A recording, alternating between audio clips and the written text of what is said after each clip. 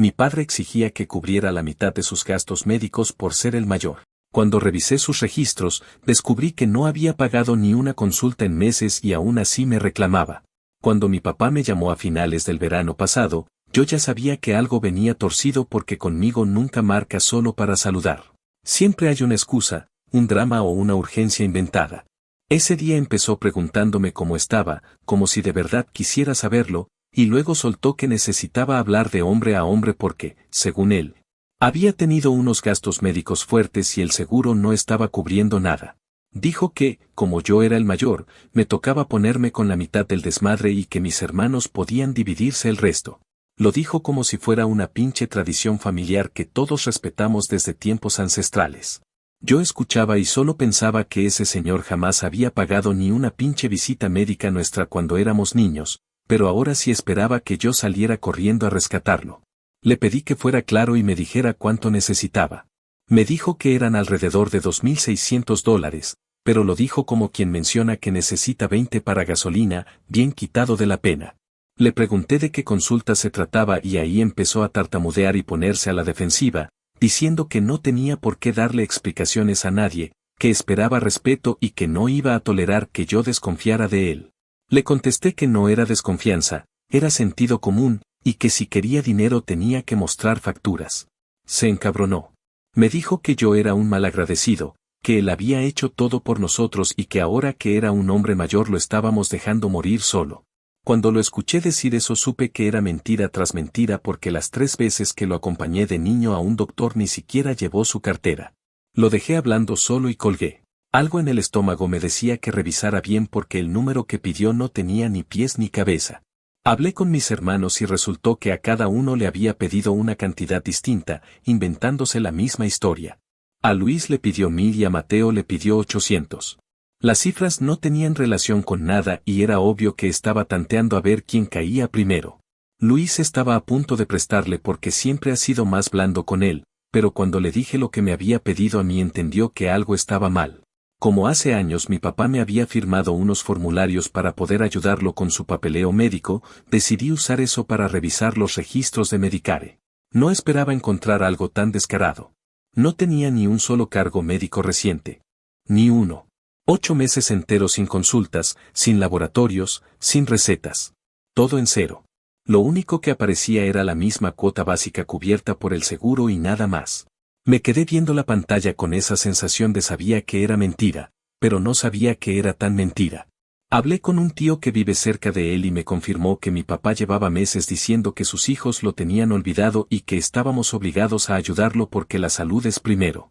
Pero también me dijo que lo había visto varias veces entrando y saliendo del casino y que últimamente parecía más preocupado por sus apuestas que por cualquier otra cosa.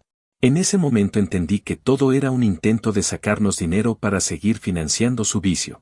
No había ninguna enfermedad, ninguna crisis, ninguna factura pendiente. Era simplemente él, el mismo de siempre, queriendo que alguien más pagara por sus malas decisiones. Me dio un coraje que me revolvió la sangre porque este tipo de comportamientos no eran nuevos. Crecimos lidiando con un cabrón irresponsable que siempre encontraba la forma de convertir sus errores en nuestras obligaciones. Cuando mis hermanos eran más chicos yo era quien tenía que salir a apagar incendios porque mi mamá ya estaba agotada de rescatarlo. Y ahora, tantos años después, seguía actuando igual, convencido de que la palabra hijo era sinónimo de cajero automático. Decidí no dejarlo pasar. Preparé un documento, muy formal, sí, pero escrito a propósito de una manera que sonara a advertencia. Le detallé que tenía evidencia suficiente para demostrar que no existía ningún gasto médico pendiente y que lo que estaba haciendo se consideraba intento de fraude. No pensaba demandarlo, pero él no sabía eso. También incluí copias de los registros médicos, capturas de pantalla de los mensajes contradictorios que había enviado a mis hermanos y una nota resaltada donde dejaba claro que, si seguía molestando o intentando sacar dinero con mentiras, yo mismo contactaría a Medicare para reportar el abuso. No era una amenaza vacía. Podía hacerlo. Le mandé todo por correo certificado. No pasaron ni 3 horas cuando ya estaba llamándome furioso. Me gritó que cómo me atrevía a tratarlo así, que yo no sabía lo difícil que era envejecer, que un día mis hijos harían lo mismo conmigo si seguía siendo una persona tan fría. Yo solo le dije que era muy sencillo, si necesitaba ayuda real, la tendría, Si seguía mintiendo para conseguir dinero, no. Se quedó callado unos segundos y después colgó sin despedirse. Esa noche mi mamá me llamó y me dijo que estaba orgullosa de que por fin pusiera límites. Me confesó que durante años le había tenido lástima, que intentó creer que podía cambiar, pero que ya estaba convencida de que él nunca iba a asumir responsabilidad por nada. Mis hermanos también estuvieron de acuerdo y decidieron bloquearlo, al menos por un tiempo. Yo no lo bloqueé, pero dejé de contestarle. Sabía que esto no terminaba ahí, porque él nunca se queda quieto cuando siente que pierde control, y dentro de mí ya sentía que todo se estaba alineando para el desastre que vendría después. Actualización 1. Pasó alrededor de una semana desde que le envié aquel paquete con los documentos y la advertencia, y durante esos días hubo un silencio extraño que, lejos de ser un alivio, me dejó inquieto porque cuando mi papá guarda silencio significa que está planeando algo o que está juntando suficiente resentimiento para soltarlo todo de golpe. Yo seguí con mi vida normal, trabajo, casa, mis hermanos escribiéndome de vez en cuando para asegurarse de que no hubiera vuelto a contactarme, pero la sensación era la misma que cuando uno sabe que dejó una olla en la estufa y no recuerda si apagó el fuego. Ese presentimiento no tardó en hacerse realidad y llegó de la manera más ridícula posible. Mi mamá me llamó agitada, diciendo que mi papá se había presentado en su casa sin avisar, golpeando la puerta con esa actitud de víctima eterna que usa cuando quiere manipular a alguien. Según ella, llegó diciendo que yo lo estaba difamando, que mis documentos eran inventados y que necesitaba que mi mamá me obligara a retirar las acusaciones porque él era un hombre enfermo y no podía lidiar con tanto estrés. Mi mamá, que ya no le cree ni los buenos días, le contestó que no pensaba meterse en nada, que él se había buscado sus problemas y que si quería resolver algo lo hiciera directamente conmigo. Él insistió, le dijo que yo estaba exagerando todo y que solo necesitaba que ella hablara conmigo porque, palabras de él, yo siempre había sido un hijo difícil y necesitaba que alguien me pusiera en mi lugar. Mi mamá no tuvo paciencia para ese comentario y le cerró la puerta en la cara sin una palabra más. Después de eso, él estuvo un buen rato afuera, supuestamente hablando solo, diciendo que no merecía ese trato, culpando a todos menos a sí mismo.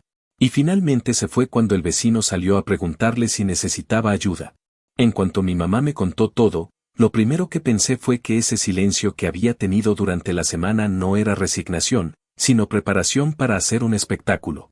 Esa misma tarde recibí una llamada del arrendador de mi papá, un hombre con el que he tenido contacto ocasional porque una vez me pidió ayuda para descifrar unas notificaciones del seguro de la propiedad. Me dijo que había recibido la copia de los documentos que yo le había enviado y que le agradecía porque necesitaba saber si mi papá estaba metido en algún problema que pudiera afectarlo a él como propietario. Me contó que llevaba meses retrasándose con la renta y que cada vez le daba excusas distintas, desde que no había recibido el depósito del Seguro Social hasta que había sufrido una emergencia médica que, según él, le había dejado facturas impagables. El arrendador estaba cansado de escuchar historias y necesitaba una señal clara de si debía iniciar el proceso legal o esperar un poco más. Yo le expliqué la situación tal como era, sin adornos, y él me dijo que ya estaba considerando seriamente proceder con el desalojo, no porque quisiera hacerlo, sino porque mi papá llevaba demasiado tiempo aprovechándose de la paciencia de todo el mundo.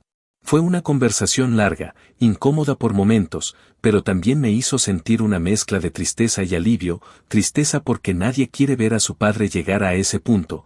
Alivio porque por fin alguien más estaba viendo el mismo patrón que llevamos cargando toda la vida. Después de esa llamada, y como si hubiera olido que la situación se le estaba desmoronando, mi papá empezó a mandarme mensajes cada vez más desesperados, mezclando insultos, culpa, súplicas y amenazas de que iba a tomar acciones legales si no retiraba mis advertencias. Cada mensaje era más incoherente que el anterior. Me acusaba de abandonarlo, decía que estaba enfermo, luego cambiaba la historia y aseguraba que yo lo estaba arruinando económicamente, como si su ruina fuera culpa mía y no consecuencia de décadas de decisiones pésimas. En uno de los mensajes incluso escribió que si yo no quería ayudarlo, por lo menos debería ayudar a mis hermanos a entender la importancia de apoyar a su padre antes de que sea demasiado tarde. Cuando leí eso me enfurecí, porque sabía que lo que realmente estaba intentando era volver a meter a mis hermanos en su manipulación, algo que ya habían caído demasiadas veces. Un par de días después Luis me llamó para decirme que mi papá había empezado a presionarlo por teléfono, diciéndole que yo lo estaba metiendo en problemas y que él, como el hijo con más corazón, Debía convencerme de detener todo. Luis estaba cansado, se le notaba en la voz. Me dijo que por primera vez en su vida le respondió que no iba a meterse y que no iba a prestarle ni un centavo más. Mi papá se ofendió, le dijo que yo lo había contaminado con mi falta de respeto y colgó de inmediato. No volví a saber nada de Luis en todo el día y Mateo, que casi nunca habla de estas cosas, me escribió un mensaje corto contándome que mi papá también lo había buscado para pedirle dinero de nuevo, insistiendo en que yo había malinterpretado todo y que las facturas sí existían, solo que él no tenía cómo enviarlas porque la clínica no le daba copias. Mateo le contestó que si la clínica no le daba copias seguramente era porque no había nada que copiar, y también lo bloqueó. Para cuando terminó esa semana, mi papá ya estaba acorralado por todos lados. No podía manipular a mi mamá, no podía presionar a mis hermanos, el arrendador ya no le creía nada y yo tenía pruebas suficientes para demostrar que estaba mintiendo. Entonces decidió cambiar de estrategia. Me llamó un día por la tarde, con un tono completamente distinto, como si estuviera derrotado, y me dijo que necesitábamos hablar. Contó que había tenido problemas económicos serios, que no sabía cómo salir adelante, que había cometido errores y que lo único que quería era que sus hijos no lo abandonaran porque sentía que ya no tenía a nadie. Dijo que yo había sido demasiado duro y que debimos resolver todo en familia sin involucrar a terceras personas. Cuando escuché eso supe que no estaba arrepentido de haber mentido, solo estaba arrepentido de no haber conseguido el dinero antes de que lo descubriéramos. Su preocupación no era el daño emocional ni la fractura familiar, era la falta de resultados en su intento de estafarnos. Lo dejé hablar y cuando terminó le dije que la única razón por la que le había mandado ese documento era porque necesitábamos poner un alto definitivo a sus mentiras. Le dije que ya no éramos niños y que no íbamos a seguir financiando sus vicios ni sus excusas. Él respondió que no tenía vicios, que solo tenía mala suerte y que necesitaba un empujón para recuperarse. Yo, con toda la calma que pude reunir, le dije que no iba a darle dinero y que era su responsabilidad enfrentar las consecuencias de sus actos. Hubo un silencio raro, y durante unos segundos pensé que finalmente había entendido. Pero entonces volvió a explotar y comenzó a insultarme, diciendo que yo nunca había sido un hijo de verdad, que era un egoísta y que algún día mis propios hijos me tratarían peor de lo que yo lo estaba tratando a él. Le contesté que si algún día mis hijos me trataran así, sería porque yo habría sido un padre como él, y en ese momento se quedó callado, respiró fuerte y colgó. En medio de todo esto hubo un detalle que terminó confirmándome que había hecho lo correcto. El arrendador me llamó otra vez y me dijo que mi papá había intentado convencerlo de que yo había falsificado los documentos para perjudicarlo, y que incluso le había dicho que yo tenía interés en que lo desalojaran. El arrendador le respondió que ya no estaba dispuesto a escuchar más historias, que tenía suficiente información para proceder y que, si quería resolver algo, debía hacerlo con pruebas reales. Mi papá se enojó tanto que salió de la oficina dando portazos y gritando que todos estábamos confabulados en su contra. Ese tipo de escenas son las mismas que hacía cuando yo era niño y no conseguía lo que quería, así que verlo actuar igual a su edad dejó en evidencia que nunca maduró, solo envejeció. Cuando terminó esa semana, lo único claro era que esto apenas comenzaba. Mi papá estaba perdiendo control, y cuando él pierde control normalmente hace algo impulsivo, algo que empeora todavía más la situación. Yo ya lo conocía demasiado bien como para pensar que este era el final del problema. Y aunque parte de mí se sentía aliviada porque mis hermanos por fin habían abierto los ojos, otra parte sabía que lo que venía después iba a ser aún más complicado. Actualización 2. Pasó aproximadamente un mes desde aquel primer estallido y, aunque pensé que mi papá iba a calmarse después de quedarse sin aliados, lo que ocurrió fue casi lo contrario. No fue un estallido inmediato, sino un deterioro progresivo, como si cada semana fuera perdiendo un pedazo más de la poca estabilidad que tenía. Todo empezó con mi hermano Luis, quien me llamó un viernes por la tarde para decirme que el arrendador había decidido finalmente iniciar el proceso de desalojo. Según le contó, ya no podía permitirse seguir esperando porque mi papá no solo debía varios meses de renta, sino que además estaba usando el mismo cuento de las emergencias médicas para evitar pagarle. El arrendador era un hombre paciente, pero no ingenuo, y después de ver los documentos que yo le había enviado, comprendió que mi papá llevaba tiempo fabricando historias para sacar dinero tanto a la familia como a cualquiera que se dejara convencer. Luis me dijo que mi papá estaba furioso porque culpaba a todos menos a sí mismo. Decía que era injusto que lo echaran cuando él había intentado arreglar su situación, como si inventar enfermedades y manipular a medio mundo fuera un intento válido. Unos días después, mi papá me llamó desde un número desconocido. No sé si lo hizo porque había bloqueado mi número sin querer o porque ya estaba cambiando de teléfonos para evitar a cobradores, pero su voz sonaba cansada, drenada de toda energía, como si hubiera pasado noches enteras sin dormir. Me dijo que estaba por perder su casa, que yo sabía de sobra que él no podía quedarse en la calle y que era mi responsabilidad evitar que algo así pasara. Agregó que yo tenía los medios, palabra que repitió varias veces como si fuera un concepto mágico que él había descubierto de repente. Lo escuché sin interrumpirlo y él siguió hablando, diciendo que si yo hubiera sido más comprensivo, ya habríamos arreglado todo entre nosotros sin necesidad de involucrar al arrendador ni de armar todo ese circo. Me quedé en silencio unos segundos y luego le pregunté si de verdad esperaba que yo financiara las consecuencias de sus mentiras. No contestó. Lo único que hizo fue repetir que no podía quedarse sin techo, que era mi deber evitarlo y que si yo lo dejaba caer, jamás me lo iba a perdonar. Sus palabras no me sorprendieron, porque así ha funcionado siempre, todo lo malo que le pasa debe ser responsabilidad de otro.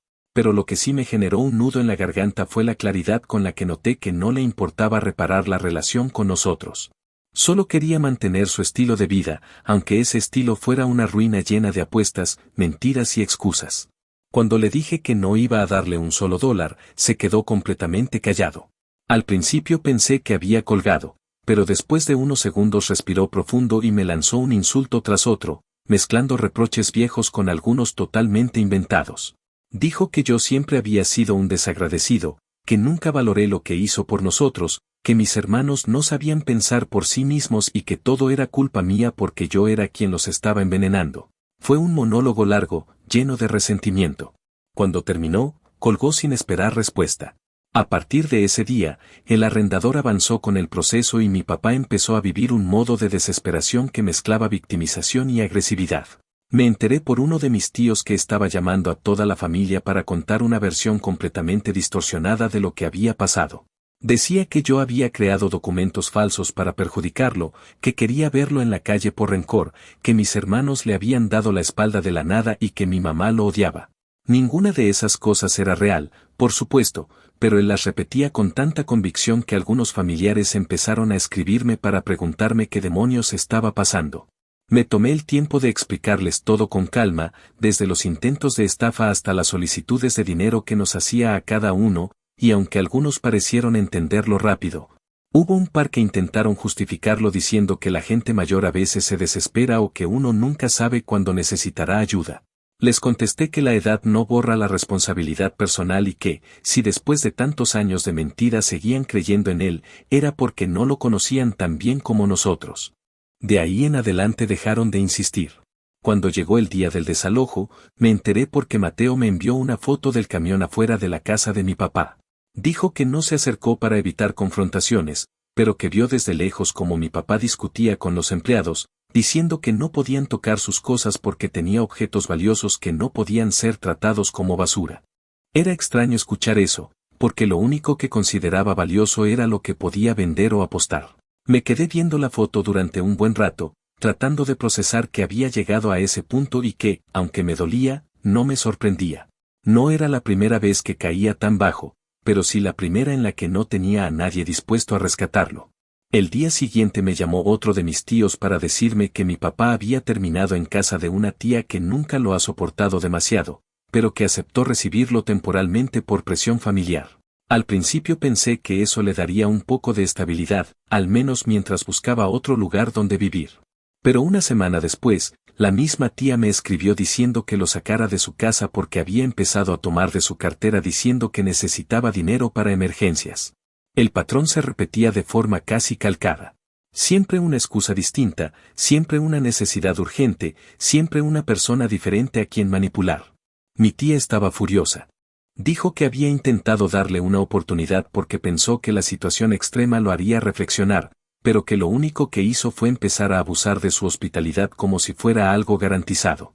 Me pidió que me lo llevara, a lo que tuve que responderle que no podía hacerlo. No iba a cargar con un problema que él mismo había construido con años de irresponsabilidad. En medio de ese caos, mi papá intentó una última jugada para presionarme. Me llamó muy temprano una mañana fingiendo que estaba enfermo. Me dijo que se sentía débil, que no podía respirar bien y que necesitaba que alguien lo llevara al hospital. No supe si estaba mintiendo o no, pero de cualquier modo no pensé dejarlo solo. Le pedí la dirección en la que estaba, pero cuando me la dio noté inmediatamente que no coincidía con la casa de mi tía. Le pregunté si estaba seguro de que no estaba en otro lugar y terminó confesando, sin querer, que había pasado la noche en casa de un conocido del casino. En ese momento me di cuenta de que todo seguía girando alrededor del mismo círculo vicioso y que nada, ni siquiera el desalojo, lo había sacado de ahí. Le dije que llamara a emergencias si de verdad se sentía mal, porque yo no iba a transportarlo desde el otro lado de la ciudad solo para descubrir que era otra maniobra para que me presentara personalmente. Me insultó y colgó. Al final, ese mes entero fue una muestra de lo que ocurre cuando una persona vive convencida de que todo el mundo le debe algo. Fue también la confirmación de que poner límites era lo único que podía hacer para protegerme a mí y a mis hermanos. Y aunque la culpa quiso aparecer varias veces, también entendí que no tenía sentido seguir cargando con un peso que no nos correspondía. Mi papá no tocó fondo porque la vida lo empujó, tocó fondo porque insistió en cavar incluso cuando todos le ofrecimos una salida. Y lo más triste de todo es que ni siquiera el desalojo logró hacerlo reflexionar. Solo lo hizo más agresivo, más manipulador y más desesperado.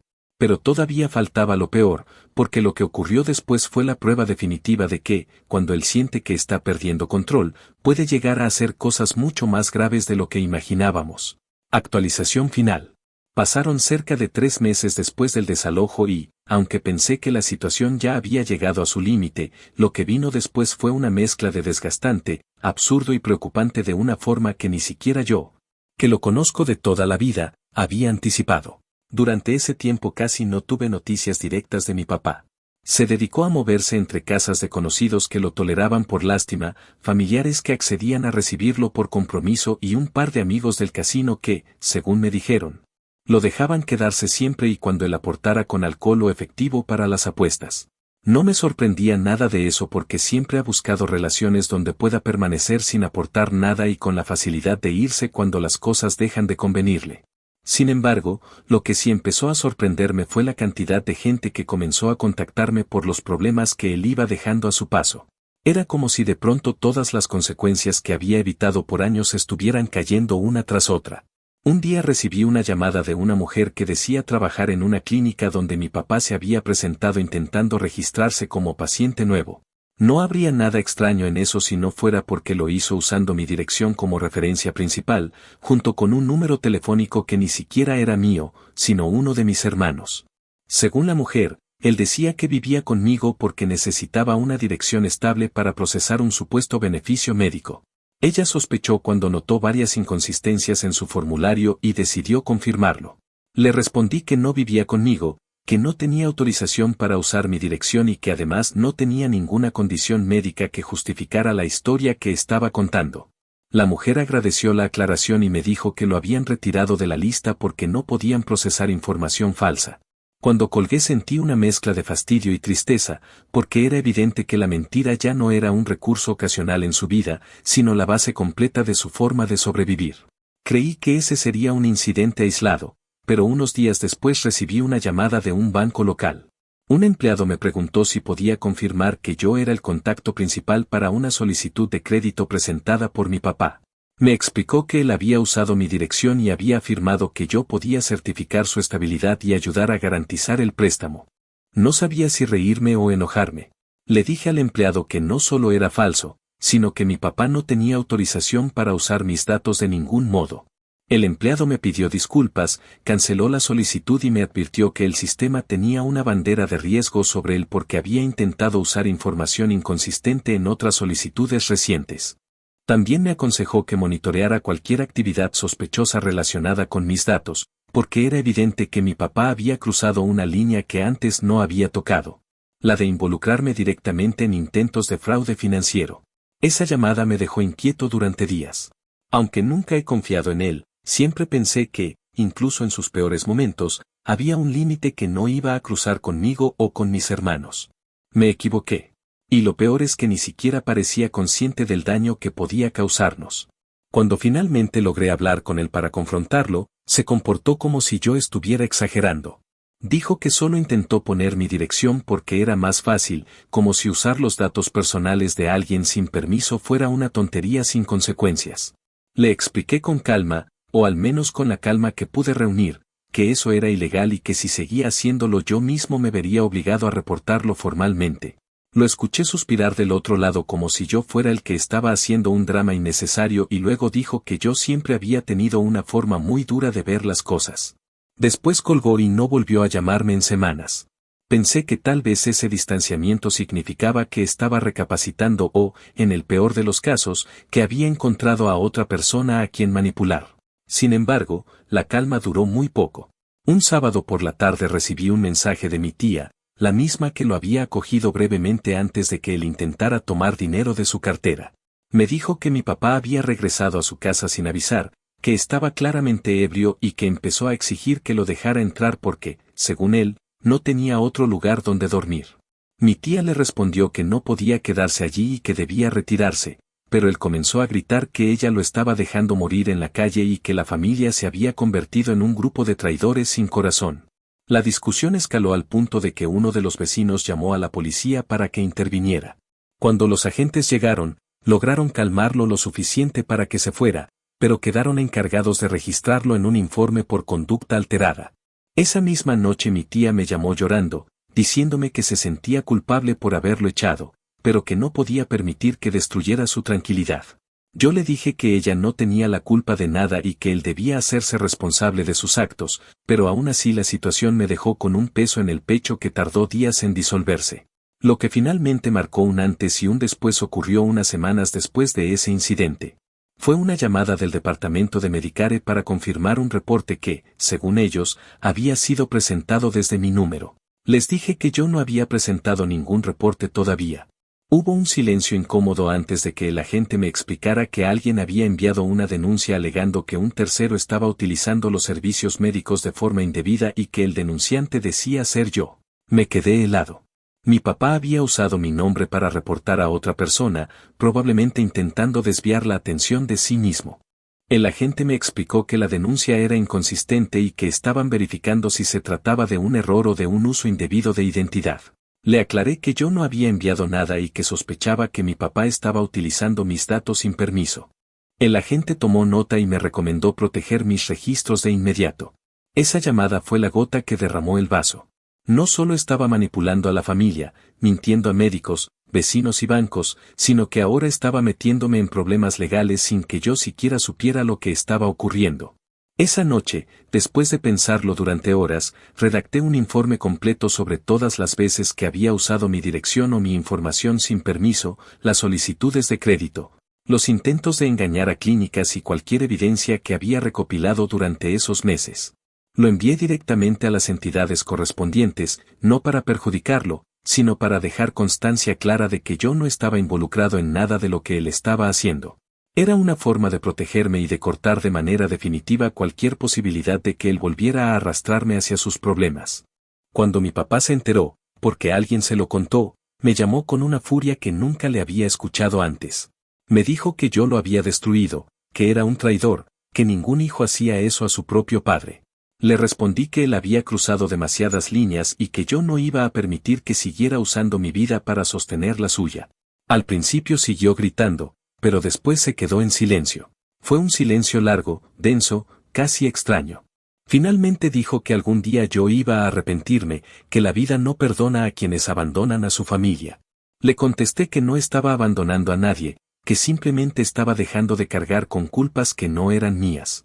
Colgó sin despedirse. Desde entonces no he vuelto a saber nada de él. Mis hermanos tampoco. Mi mamá dice que lo último que escuchó fue que estaba viviendo temporalmente con un amigo, pero que nadie sabía cuánto duraría eso. Yo he decidido no buscarlo porque, por primera vez en mucho tiempo, siento que tengo derecho a descansar de esa tormenta.